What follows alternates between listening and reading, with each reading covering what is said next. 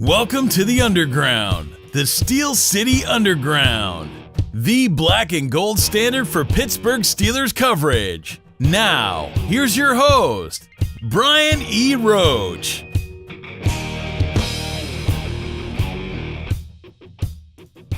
Hey everybody, welcome to another edition of the Steel City Underground podcast. My name is Brian Roach, the host who doesn't like toast. Before we get going, I want to take a quick shout out to our official partner, StubHub. Take a night off from a night in. Go over to steelcityunderground.com/tickets and check out all the great events that are available and see if you can do that, take a night off from a night in. So I am not flying solo today. I am attempting to make up for my heinous mistakes of last week when my co-host was on with me and I screwed it all up. But what I'd like to do now is welcome back to the podcast Zach Metkler from GZ Sports Reports and right here at SCU. Hey Zach, how you doing? Not too bad, Brian. How are you doing today? I'm doing better now that at least I see the levels are right and I'm actually recording you and me and not just me talking to myself. It made for a very interesting playback when I first listened to it last time around. So that's all right. We figured that stuff. It's all good. Yep. So we got a upcoming game this Sunday. Steelers' second preseason game. It's going to be against a fairly high quality opponent in the Atlanta Falcons, and we have some interesting stuff that's going on this week. You know, we saw Sammy Coates return to practice. Martavis Bryant return to practice. We've had, some speculation around there. We saw B.J. Finney have some heat stroke today when the veterans got off. Josh Dobbs has gotten a lot of conversation. So I thought it would be a good idea to start off thinking about both sides of the ball for this game coming up and what we think we're going to see. So let's start on the offense side of the ball because why not? We got to pick one, so let's pick offense. From the standpoint of the Falcons anyway, I know that last time around, Matt Ryan played, I think, a full series with the Falcons in their first preseason game, and Devontae Freeman scored a touchdown on that drive. And then I think from that point on they were done, and it was Matt Schaub for a little while, and then a couple of guys that I don't remember what their names are and probably don't matter in the long run. But that's a potent offense. That was a really potent offense last year. I mean, that's the thing. If you look at the Falcons' offense, what they bring to the table, even if they don't play a lot of their starters, they do have a very deep unit. You know, seeing guys like Taylor Gabriel, Mohamed Sanu, they're guys that realistically could be ones or twos on other teams as well, not just the Falcons, behind Julio Jones. So you see guys like that, they have the depth to be able to come in and still be a quality offense, especially going against depth players for the Steelers. So realistically, I think it'll be a good test for the Steelers defense to kind of get out there and see high-quality depth, not just random no-name players that are just fighting for roster spots. These guys are all going to be here come middle of the season, end of the season for the Falcons. So seeing what our defense can do against them, it's a good test, I think, at this point. Yeah, I agree. I don't think Julio Jones will play because I think he's been he's still rehabbing from some kind of an injury or surgery. But as you said, I mean, the Steelers are very, very familiar with Mohamed Sanu, and he was not somebody that we enjoyed watching when he was with the Bengals. And so that in and of itself is a better matchup, I think, than anybody that they saw against the Giants. I would say realistically, yeah. I mean, you see with the Giants having guys like OBJ sitting out and whatnot, having a guy like Sanu, who was, kind of a compliment for A.J. Green when he was with the Bengals, seeing him go in the Falcons offense, kind of flourish under that offense that they've developed there now in Atlanta. Realistically, he could come in there and be a very good test for our DBs, whether or not you see guys like Burns out there, Cockrell, whomever. It's a good test. It's a good test to see where they're at this point going against a high-quality receiver, especially in as we try to improve that pass game or the pass defense and seeing what they can offer. Yeah, you would expect them to not go 100% full steam with their full playbook, but they're gonna try to score. It's what they do, and even though Devontae Freeman I think is not going to play, I think he's been ruled out because he's in the concussion protocol. But Tevin Coleman is a reasonable backup, and I think for the most part he split a lot of time with Devontae Freeman last year. So he's a quality running back. He has a lot of starting experience and playing experience, and even though Matt Ryan may only play a series, their backup is Matt Schaub, who is no stranger to playing in the NFL. He's a seasoned veteran. After which, it's a cast of Matt Sims and then a rookie who did get some action mopping up in the last game, Alex Torgerson. Yeah, I know coming out of the draft this year, because he was at Penn, Torgerson got some hype as a kind of late round developmental prospect they thought could come in and potentially train, kind of sit on the bench a little bit, maybe be a practice squad type player and see what he could do. And I know he wasn't awful last week in mop-up duty. It's obviously in the fourth quarter of preseason games, it's kind of hard to tell who's doing what when it comes to overall talent based on what's on the field. But seeing guys like that in the backfield, having a guy like Matt Schaub there, getting a lot of reps during the game for the most part. He's a veteran guy. Veterans, I think, always have a tendency to kind of look better than they actually are during the preseason just because of the fact that, they've been there, done that, especially a guy like Matt Schaub who spends so much time around the league in starting positions. Realistically, he goes down there to Atlanta, sees some reps in the preseason. He's a veteran backup. He's going to do halfway decently. And for young players on the Steelers defense, that's a good opportunity for them to go against a veteran quarterback who's no Aaron Rodgers, Tom Brady type guy, but he's still a guy that's going to give him a challenge at least to see a legitimate passer taking a snap behind center. Yeah, absolutely. And the receiver matchup, as we were indicating, is going to be interesting because I think Sanu is 6'2", so he's only about an inch shorter than Julio Jones. And then the contrast to that is Taylor Gabriel, who's only 5'8". So you've got the little shifty, speedy guy, you got the big, tall, strong receiver. I'm not sure how they'll match them up, whether Artie will get any playing time anyway. I assume he will. I think he's been good to go in practice this week, matching up with Antonio Brown again. So you would assume we'd see Artie on the field for a little bit, after which, we'll have to see how they match things up. But I think it'll be an interesting challenge for him if they put him up against Sanu, because now it's a different kind of receiver than when he's been going up against AB. And then Taylor Gabriel seems like that's the kind of receiver that gives us fits at times, those short, little, quick, slot kind of guys. They certainly gave us fits, in the AFC Championship game. So it's a good matchup. It's an interesting matchup. And I think, Tevin Coleman gives a reasonable running threat for us to match up against as well. What are your thoughts on the Falcons' offensive line? I mean, if you think you look at their offensive line, they're a developing group, I think. I think acquiring Alex Mack last year, he wasn't a bad center. Alex Mack, I think, is kind of on the backside of his prime at this point with the Falcons. All the time he spent at the Browns, I think those were his best years. But you see their offensive line. I don't know how long they're going to keep them out there for. I know teams like to go here and there with their offensive line just due to the potential for so many injuries you see across, especially knee injuries, as the Steelers have been all too far familiar with over the past recent years. But they managed to keep the holes open last year for Devonta Freeman and Tevin Coleman. They kept Matt Ryan up for the most part. So it'll be interesting to see what they do with that. I don't know. I haven't been hearing a lot about the Falcons' offensive line at this point when it comes to their rotation, what they plan on doing for the preseason. I know they brought in some new bodies during the offseason, so it'll be interesting to see if they keep them out there for a long time. They try and continue to build that chemistry, or if they kind of just rest the veterans like Jake Matthews, who's been around now for a little bit. He can kind of be considered a vet at this point. Alex Mack, guys like that. Andy Levitre, guys like that. They've been around for a little bit. I don't know how long they're going to keep them out there for, but their offensive line is good enough, I think. I don't think it has the same depth necessarily the Steelers have been able to build on their offensive line.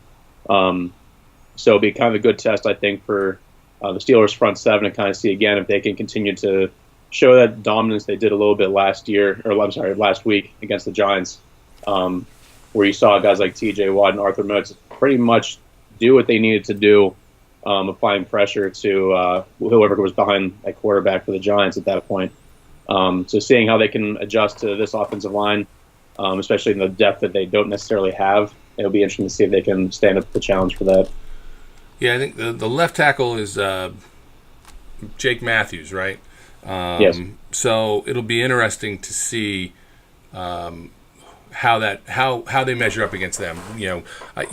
It was interesting when TJ flipped the field last week so that he can play, basically showing that versatility that he can play on either side. So it'll be interesting to see if they match him up at any of the times with Matthews and how he flips over to the other side.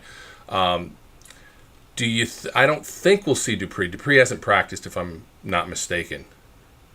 Right, yeah, I think at this point in time they're just trying to save him up because after he had the offseason surgery and whatnot, I think he's more so trying to get back to a regular season form where he can show the dominance that people seem to be pretty confident of him moving forward. So I'd be surprised to see him really in any form.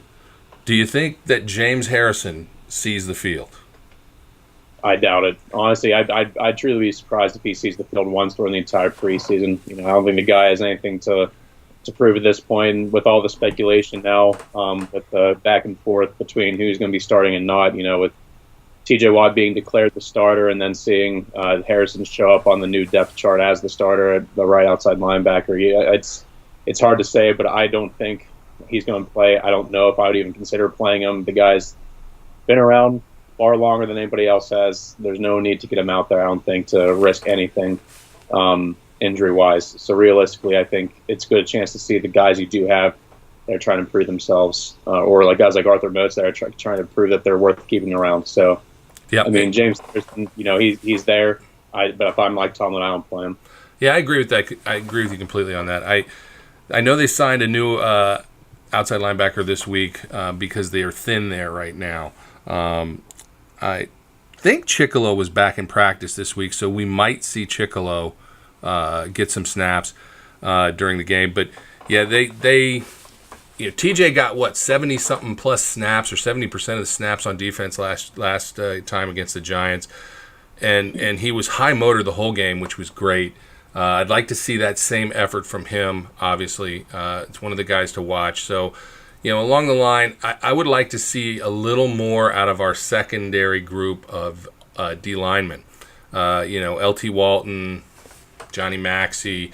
Alulu didn't have a bad showing last time, but I would like to see more out of them. It felt like against the Giants there was a considerable drop-off for a few series when the second team hit the field, and they took a little while to get their legs under them, so to speak, and start playing the way we would expect them to. So I'd like to see a little bit more out of them, but I think the interesting thing will be who's going to play, the corner positions, who's going to play safety positions. How much does Tyler Matakevich get into the game since Ryan Shazier's still not playing? And Vince Williams, who kind of was a no factor in that Giants game. Yeah, I was surprised by that. I know a lot of people were giving Tyler Matakevich some slack because of his clear deficits as an athlete when it came to some of his pass coverage, which I didn't think was as bad as people made it seem. I thought he did what you about expect for a guy that's entering his second season who has the kind of stocky thumper frame mentality we've kind of come to know from him. But seeing Vince Williams, I thought that was his opportunity without Shazier being in the lineup to kind of step in and see what he could do as a lead guy for them. And he didn't have a bad game, but you didn't see the kind of production and stand you would expect from a guy who's trying to make his presence known as the new starter on the inside. So it'll be interesting to see if he can kind of rebound from that and make his presence more known and find a way to the ball. He's done a great job of that in the past. He's shown the ability to come downhill, find the ball carrier, make impact plays at the line or behind the line. So I'm not sure if it was just the overwhelming nature of the defensive line and some of the edge rushers that kind of made him a non-factor, but it'd be definitely interesting to see if he can pull that forward and do better in the next game. Yeah, I agree. And then as we get into the corners, obviously it will be is this another launching pad for the Hilton hype train, and whether that keeps going. Do you expect him to build on his performance or have kind of a letdown? I wouldn't say a letdown. I think any time that you have a guy like Hilton or even T.J. Watt, for that matter, who have the kind of eye-popping stats in their first preseason game, teams aren't exactly game planning for specific players whenever it comes to the preseason. They're trying to just kind of mold out their overall playbook. So at this point, I don't know that Hilton's going to be a guy that the Falcons are saying we got to figure out a way to stop him. So I wouldn't be surprised to see him have some solid production moving forward this week. It's not like he went over the past week at training camp and stopped doing the things he's been doing. He picked up right where he left off before we played the Giants, and he continues to show those numbers and show the production that he can be a guy that they can thrust in there and be a solid defensive back for them. So realistically, will he have 7 tackles and a sack again like he did last week? I don't know about that. Just like I don't know if TJ Watt will have another 2 sacks. Asking for that type of consistent production, especially from a cornerback, is asking a lot, I think. But at the same time, given that they're giving Gay some rest now, and Hilton's getting some more reps with the first team in the slot, I could realistically see him being another factor for that defense to kind of make an impact. Yeah, as Mike Tomlin likes to say, you get guys who get the JV reps, and then once they get some varsity reps, that shows that kind of growth and sees if they're capable of doing it. I'll be interested to see if Hilton gets snaps with the first team during the beginning of this particular game. Now, as we flip over and jump to the offensive side, and conversely, of course, the defensive side of the Falcons, the Falcons have a pretty good defense, and I don't think we're going to see their number 1 pick. Takarius McKinley, he's still recovering from shoulder surgery. I know he started to do some stuff in their camp, but I don't think he's going to participate, although it's possible.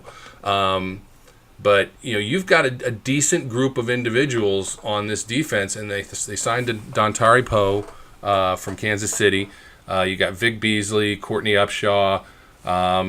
It's a good group on the defensive line, and they're quick, and their linebackers are quick, and their secondary is quick. It's a fast defense. So this is also a challenge for the Steelers offense, especially considering that it's going to be Josh Dobbs at the helm. And I think having Dobbs get the experience he got against the Giants last week really kind of showed the opportunities he's going to get against top-tier defenses, because there's no denying, especially the Giants' front seven. They're a very excellent front seven. A guy like Landon Collins roaming the secondary for the Giants. That's an opportunity for Dobbs to grow. And I think seeing the Falcons' defense for this week, having Dobbs get that experience again as the likely starter moving forward in the preseason, that's an opportunity for him to grow and continue to kind of find his way as the Steelers quarterback, or at least as he tries to move forward, getting reps to be a backup. So realistically, it's a great challenge for him, seeing what weapons they have around him, having the offensive line for the most part be the starting group heading forward. That's a good challenge for them, and to kind of keep Dobbs upright and see if he can continue to shake off some of the nerves that he showed in the opening series against the Giants last week. Yeah, and the nice thing this week is that we will not, in all likelihood, be talking about just Kobe Hamilton. Martavis is back. Sammy Coates is back. Both were practicing this week. Both are anticipated to play some in this game. I don't know how much or for how long, but it certainly gives Josh Dobbs weapons he did not have last week. Oh, without a doubt. I don't know, like you said, I don't know how long they're going to be playing for, but even just having a series or two with Bryant and Coates is a step in the right direction for showing him that if he has weapons, or showing these fans at least, if he has weapons around him, he can potentially be a guy that can make plays for the Steelers offense and help them get to a position where they can feel comfortable having him thrust in the position to play if he needs to. Yeah, and it'll be interesting to see how rusty Martavis is or looks. When you listen to the reports coming out of training camp, when you watch some of the film and some of the amateur film that people have shot from training camp, he looks not that rusty. He looks smooth. And, I mean, when you watch him in comparison to guys like Justin Hunter and Kobe Hamilton and, really, DHB even, he's just a different animal. I think a lot of that, even though he was off for that year, he didn't take the year off. And I think that's what makes him special as a player. I know whenever he did that interview with Sports Illustrated a couple months back, he talked about how he kind of lost his passion for football and it took him being suspended to realize how much that actually meant to him. And I think that shows in his new and improved physique and the fact that he looks like he hasn't missed a whole lot of time. I know he mentioned earlier in the week that the biggest thing for him was more so just trying to get back into football shape. because he said he was in great shape as it was, but football shape's an entirely different animal. So seeing him kind of progress through that, it seemed like, at least on video, that he was doing well in that regard. So, seeing him be able to get back into a position where he can be the guy that we saw for 2014 and 2015, being this guy that was the deep threat and maybe even more versatile at this point in time. Because I know earlier in the week he was getting some reps in the slot, which I thought was pretty interesting. Yeah. Seeing if he could be a more versatile receiver instead of just being the deep threat guy that the Steelers became so accustomed to earlier on in his career. It'd be interesting to see if he could show that and potentially be more of a well-rounded guy, especially when the regular season rolls around. Yeah, I agree. Now, from the backfield standpoint, what kind of weapons is he going to have at the running back position? Do you think we see James Conner in this game?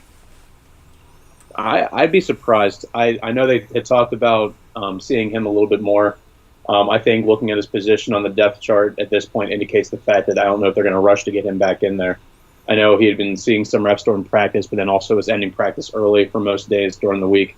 I don't think he was fully participating for the entirety of all these practices, like I said. So I think realistically, I would hold off at least for another week just to make sure that he is healthy enough to be able to go in there, especially because of his bruising style of play. He's a guy that's going to lower his shoulder, throw the arm for a stiff arm. Having that AC joint sprain, those aren't injuries that can throw you out for a long period of time, but it's not something you want to try to screw with for the long haul. So seeing guys like Toussaint, Nile Davis, and Terrell Watson really kind of seeing what they can continue to do at this point, I think is just as important as keeping James Conner healthy for the regular season. Yeah. How critical is this game for Nile Davis, do you think? I was not. It's not that he had a bad game against the Giants, but he didn't look great. I mean, he was underwhelming, I think, when we attempted to do our podcast. I think that's what I said. He was underwhelming to me. And, we try to temper our enthusiasm to a certain extent when we talk about Terrell Watson, because when he's playing, with third-team guys, he's going up against third-team guys, and it's a lot easier to look good in those situations. But do you think this is a crucial game or a crucial showing for Nile Davis? It's hard to say. I after I look back and rewatch some of the tape from the Giants game, it wasn't that Niles. I agree that he was underwhelming. He did a couple things nice. I was impressed with his ability to kind of just hit up the middle, even though he didn't get the yardage. He kind of showed this fearless ability to go up there, and for a guy of his size, it was nice to see. But I think realistically, if Terrell Watson continues to perform at the level he's been doing, I think at this point, if he continues doing that, he's going to at least get a spot on the practice squad. But if he continues to have the numbers he had last week, show the type of one cut and go type of mentality that he has, it'll be interesting to see if he can outperform Nile Davis and potentially push him off the roster and he becomes the new back. The only thing is, realistically, with Conner healthy and with Le'Veon Bell hopefully coming back soon, I don't know if they would keep Watson over Nile Davis, because I think they still like Davis's ability to be a returner, and I think that's what's going to be his lock on making this roster, because at this point, I don't know if he's showing enough as a running back to really kind of make that impact at all this season. Yeah, I agree with that. I think that ability to contribute on special teams, I think, is going to be key for a lot of these different battles that we have coming up. The wide receiver group it's going to be key for them. It's going to be key for the running backs, just to see who can do more. As they say, the more you can do, the better chance you got of landing a spot. So, I want to talk about the tight ends, but I feel like there's nothing to talk about. We know Jesse James is going to be the starter. We know David Johnson and Xavier Grimble are probably going to make the team. And then you've got Faison Odom and Jake McGee, and again, it's the same kind of concept. Xavier is a guy that shows flashes and you want consistency from. Didn't really see it last week, and haven't really heard that he's been outstanding in camp. I'm not sure he's having the greatest camp, but then again, I'm not sure any of the tight ends are having the greatest camp. At least Jake McGee did some nice blocking. Do you think that's his path to try and eke his way on as maybe a third stringer at the tight end position? That's the thing. I don't know what they really want from the third string tight end spot, because you have a guy like Jesse James that's pretty much as well-rounded as they have on the roster. He offers somewhat as a receiver. He's improved as a blocker over the last 2 seasons. Then you have a guy like David Johnson, who pretty much is their number 2 guy when it comes to lead blocking behind Rosie Nix. So, you have him. His role's pretty much carved out. And what they liked about Xavier Grimble was pretty much his ability as a receiver. And I've heard Mike Tomlin say that he's improved somewhat as a blocker and he's becoming more of a well-rounded tight end. But I personally have yet to see any of that. And the thing is, with a guy like Jake McGee, I almost feel like as if he's David Johnson 2.0 because of the fact that he doesn't really offer a whole lot as a receiver. And as we saw against the Giants, he does have the ability to potentially be a solid blocker. Specifically, that one play I remember where Terrell Watson had that touchdown run. Yep. That was mainly because of Jake McGee's ability to get out in space and seal off the block. So it was nice to see that. And if he could potentially show those flashes of blocker, maybe I'd be surprised if he makes it onto the roster. But I could see maybe him carving out a role as a practice squatter this season, and then potentially as David Johnson gets older and his contract comes to an end, seeing if McGee could be your new David Johnson to an extent. I think unless he improves as a more of a, at least somewhat reliable receiving threat, I think he's going to be hard pressed to take Grimble off the roster. Yeah, I think so too. I had high hopes for my guy Faison Odom, just because he's enticing with his height and his wingspan, but one too many times getting blown up in backs on backers. Although I was told from one of the guys that we had at camp that he did redeem himself to a certain amount, to a certain level later on, and was able to win a couple rounds of that. But when you're embarrassed heavily, it's hard to recoup. The only other people to talk about, and really there's only one of them because I'm not going to waste a lot of time talking about Bart Houston, is Dobbs himself. We were kind of talking before the show that there's a good chance we think he may even get more time this week and less Bart Houston time. He played deep into the third quarter against the Giants. Do you think he gets to the fourth quarter this time? Do you think it just depends on how things are going?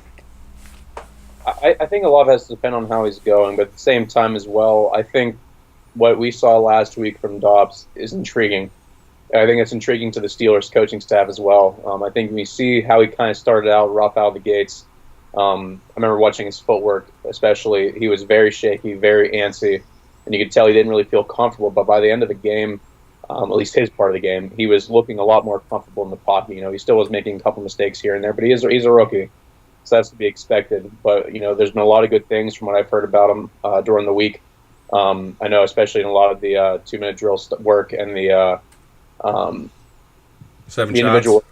Getting 7 shots, all that. He's doing well. He's doing better than he was earlier on in the process, and I think as that continues to develop, I personally think until Landry Jones comes back, they're going to want to see what they have with him. Because, truth be told, this shouldn't be a surprise to anybody, but Bart Houston will be gone once roster cuts come, unless everybody and their mother gets injured between now and week 1 against the Browns. He's going to be gone. So realistically, I think they just want to give him the opportunity to say, like, hey, you're not wasting your time being here. We're going to at least give you a quarter to throw the ball 8 times or whatever, 7 times. So I think realistically, I would like to see Dobbs a little more. I don't know if that's what the Steelers have in line, but I think it'd be warranted, especially as he continues to try to find his way, like I said before, with this offense, and seeing if he can continue to kind of calm himself down and go against another quality defense. And as you pointed out, have more weapons this week than he had last week. So I think that'll be imperative for him to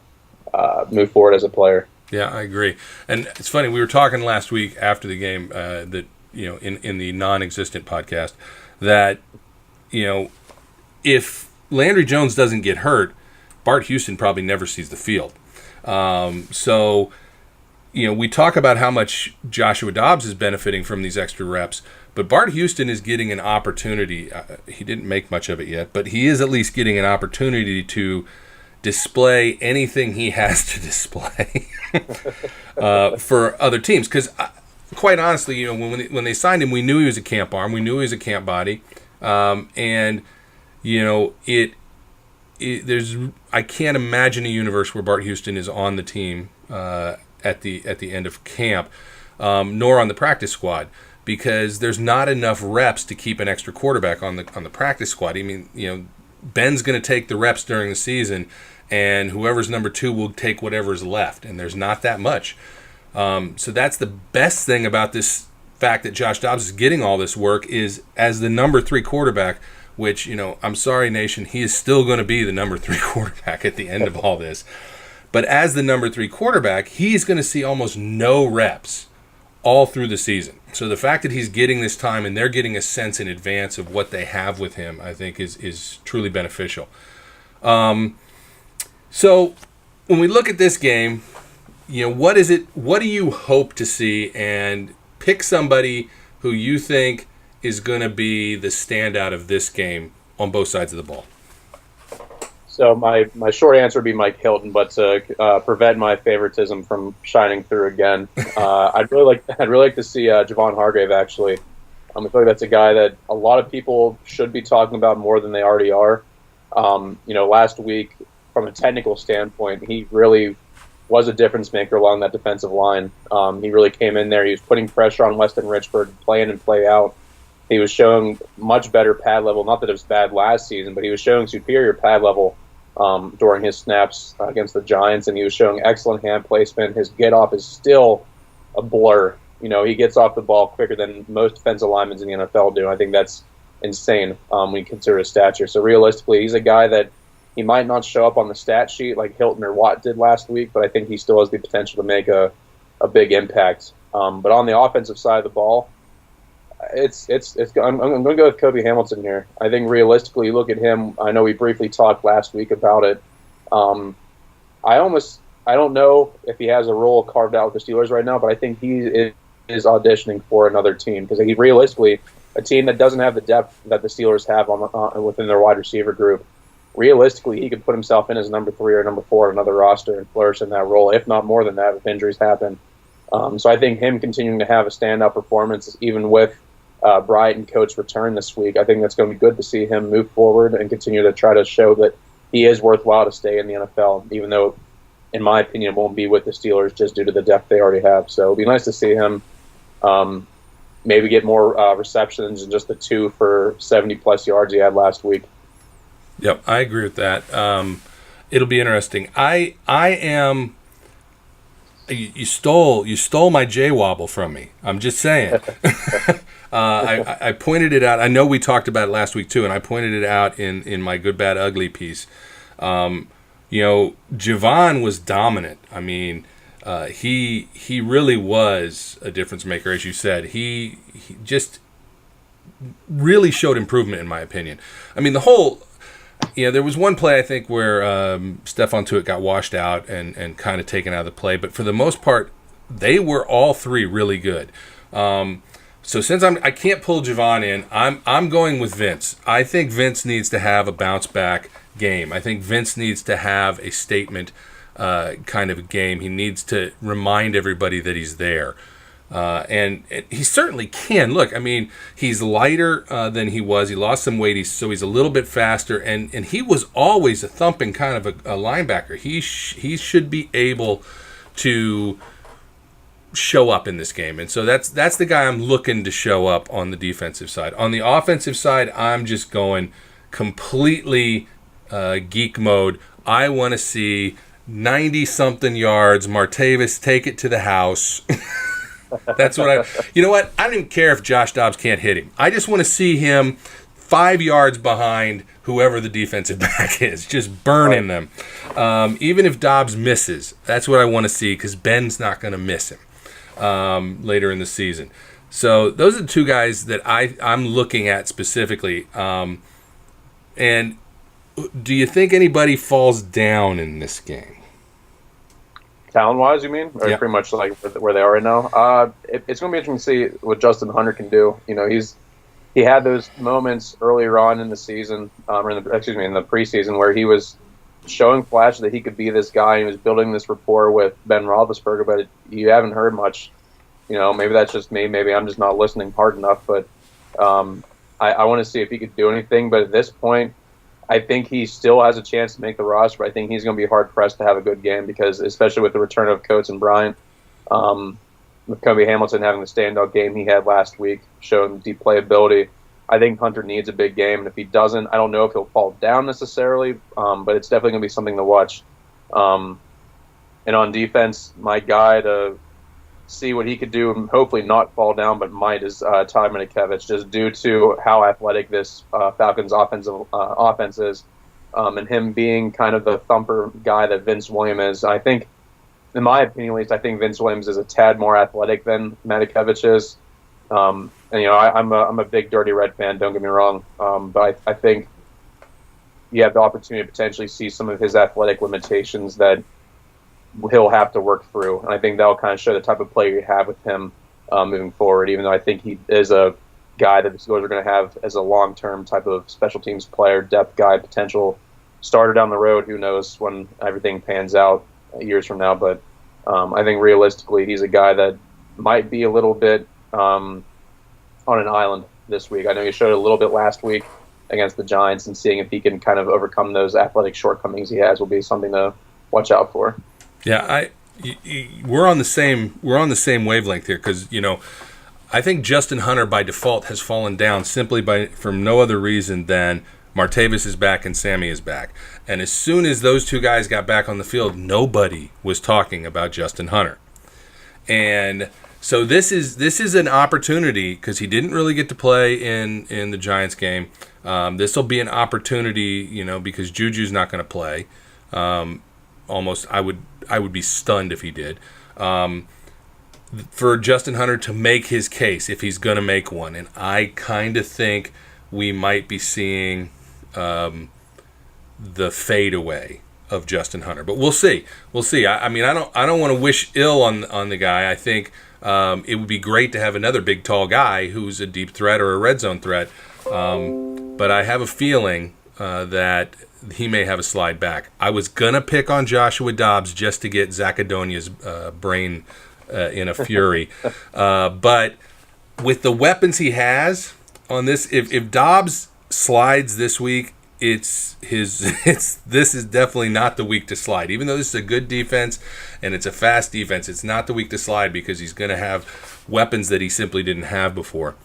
And on the defensive side of the ball, I'm going to be interested to see just the secondary as a whole, to kind of cop out how they handle the initial drive with Matt Ryan in, and the initial sets of drives with Matt Schaub, because those are Matt Ryan is a high quality quarterback, and Matt Schaub is at least a competent quarterback, probably more competent than anybody the Giants threw out last week. So it'll be interesting to see how well the secondary holds up, and so I'm a little concerned that they may not, but we'll see. So hopefully they do. We will see what happens. It's still nice to be able to talk about an actual upcoming game. Zach, I appreciate you taking the time to come on. Tell everybody how they can follow you and keep in touch with you. So if you want to follow me on Twitter, you can reach me at GZSports_ZM or Zach Metkler, Metkler. It's easy to find me there. All right. We'll see what happens at the end of this. Maybe we will get together and hook up for the post game. Maybe we'll get Joe when he comes back from vacation, and we'll do a three-way. Who knows? Whatever works with me. All right, everybody. Until next time, stay good, be safe, and we will talk to you later. We would like to thank you for listening and remind our listeners to follow us on social media and our website, www.steelcityunderground.com.